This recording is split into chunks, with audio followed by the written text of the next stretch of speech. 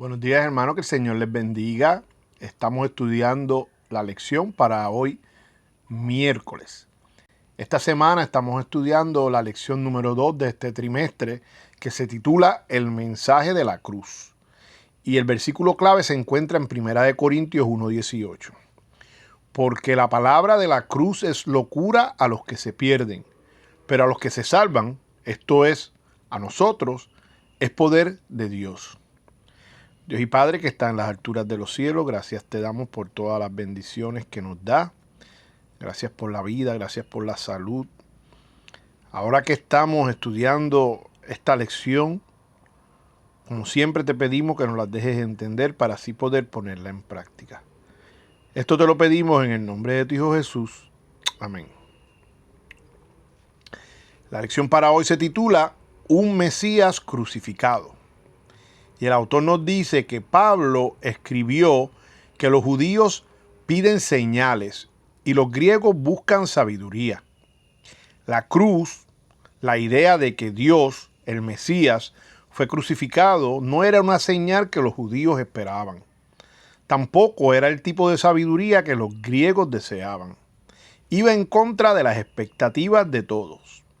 De hecho, basta con leer cómo reaccionaron los discípulos ante la idea de que Jesús fuera crucificado, para empezar a comprender cuán extraña y repulsiva era esa idea, especialmente para los judíos. Como se dijo anteriormente, estos esperaban que el Mesías conquistara a los romanos. Eso no fue lo que ocurrió, al menos no en el sentido militar de conquistar. Durante siglos, la cruz ha sido para los cristianos un símbolo de fe.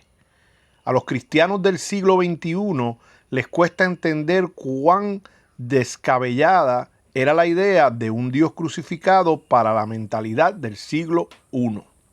Sin embargo, es precisamente porque se trataba de un mensaje tan impactante por lo que merece nuestras más profundas reflexiones. La imagen de un Mesías crucificado deja totalmente claro a todo el universo hasta dónde estaba dispuesto a llegar Dios para completar el plan de redención. La idea de la cruz y de la muerte del Señor en ella es en sí misma sorprendente para nosotros, los pecadores aquí en la tierra. Imagina, sin embargo, lo que debió significar para los seres sin pecado que conocían y adoraban al Señor Jesús en el cielo.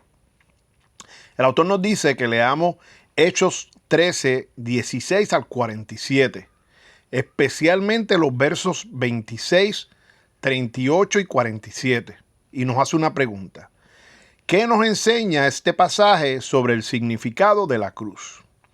Hechos 13, 16 al 47 nos dice, entonces Pablo, levantándose, hecha señal de silencio con la mano, dijo, varones israelitas, y los que teméis a Dios, oíd.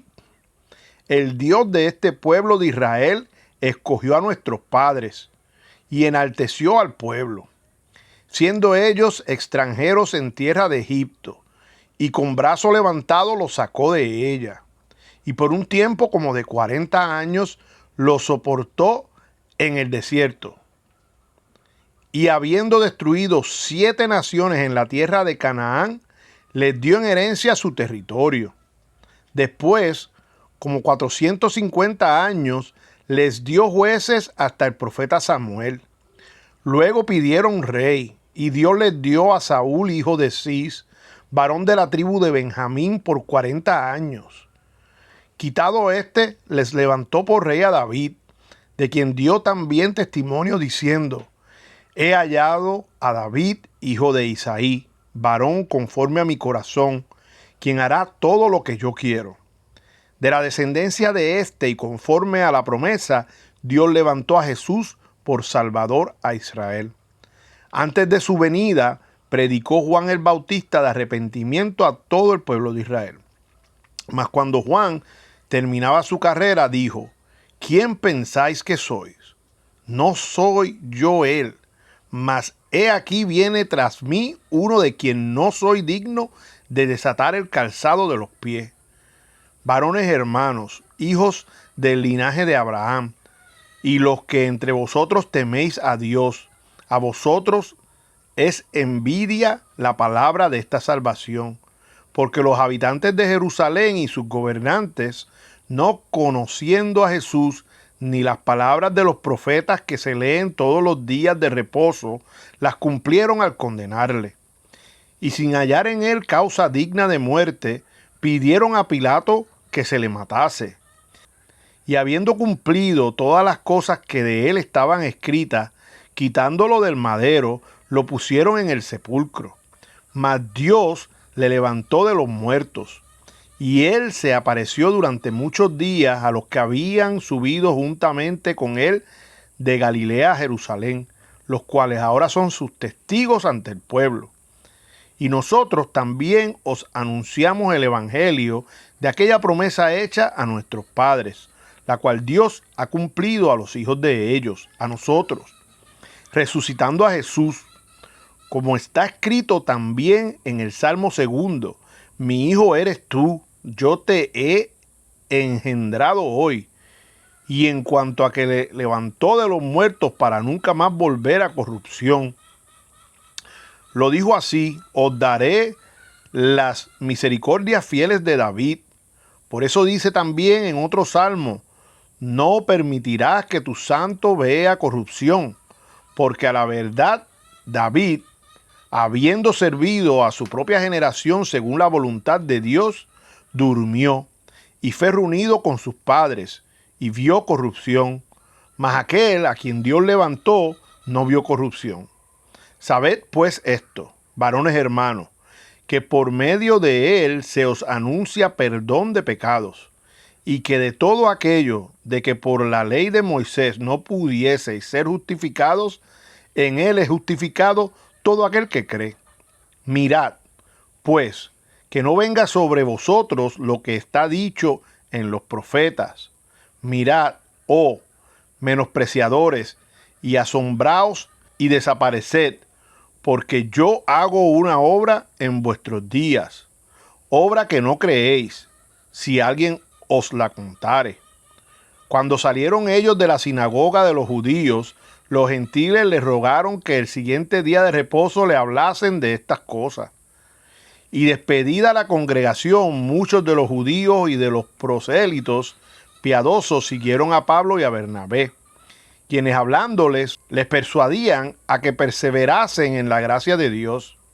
El siguiente día de reposo se juntó casi toda la ciudad para oír la palabra de Dios. Pero viendo los judíos la muchedumbre, se llenaron de celos y rebatían lo que Pablo decía, contradiciendo y blasfemando. Entonces Pablo y Bernabé, hablando con denuedo, dijeron: a vosotros a la verdad era necesario que se os hablase primero la palabra de Dios. Mas puesto que la desecháis y no os juzgáis dignos de la vida eterna, he aquí, nos volvemos a los gentiles. Porque así nos ha mandado el Señor, diciendo: te he puesto para luz de los gentiles, a fin de que seas para salvación hasta lo último de la tierra.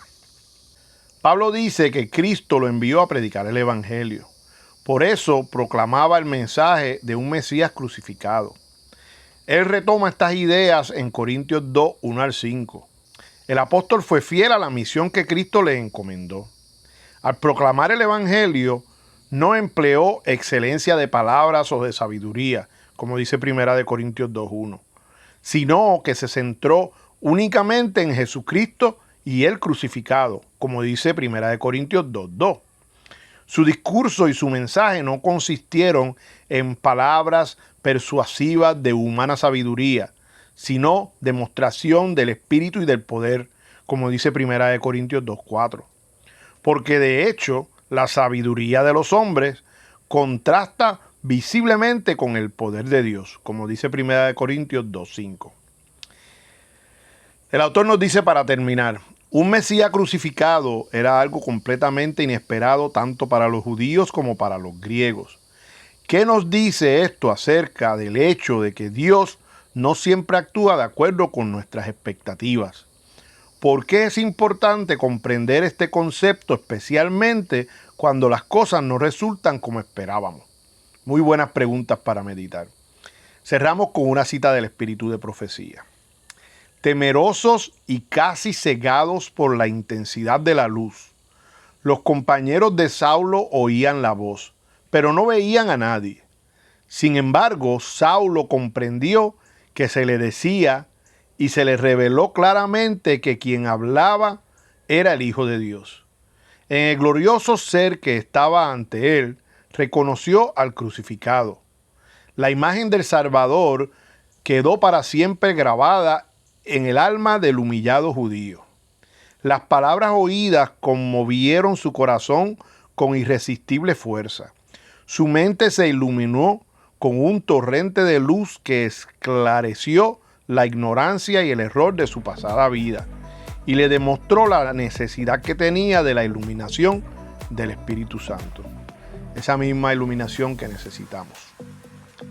Hermano, si usted conoce de alguien que se pueda beneficiar de esta lección, no dude en enviarle un enlace, ya que usted nunca sabe la diferencia que puede hacer en la vida de esa persona. Que tengan un lindo día, que el Señor les bendiga y nosotros nos vemos mañana.